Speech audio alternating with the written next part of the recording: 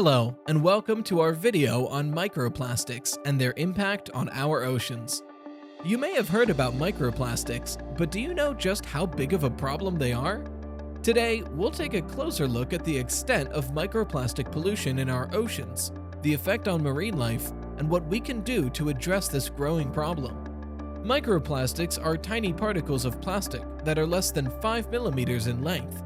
They come from a variety of sources, including broken down bottles and bags, paint chips, pellets known as nurdles, and even the synthetic fabrics in our clothes.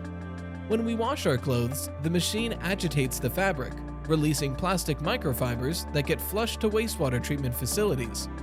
Any particles that aren't filtered out get pumped to the sea.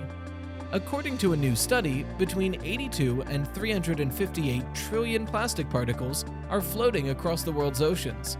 And that's only in the top foot of seawater. That's a collective 2.4 to 10.8 billion pounds of plastic pollution. And the numbers are only expected to grow. The World Economic Forum estimates that plastic production could triple from 2016 levels by the year 2050. We're talking about quintillions, probably, that's out there, if not more. That's the elephant in the room.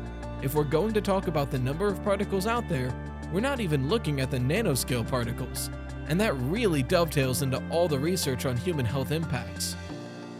Scientists have only just begun to study the effects of microplastics on human health, but they're already finding that the smallest microplastics readily move through the body, showing up in our blood, guts, lungs, placentas, and even infants' first feces.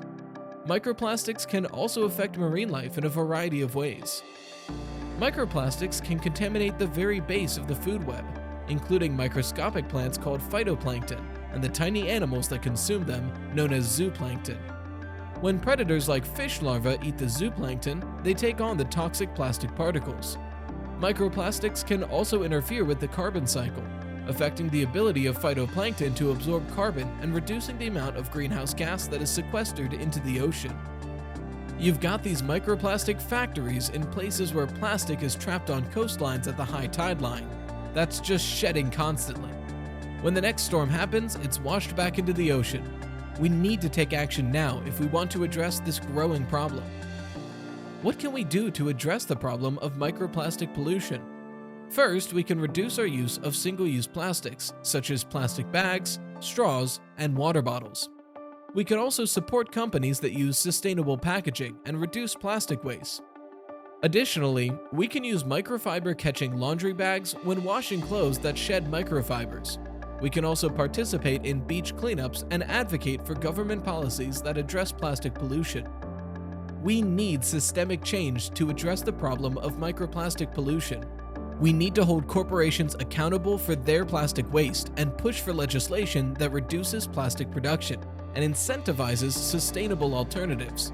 It's up to all of us to take action and protect our oceans and the life they sustain. Thank you for watching our video on microplastics and their impact on our oceans.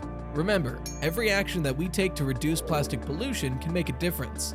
Let's work together to protect our planet for future generations.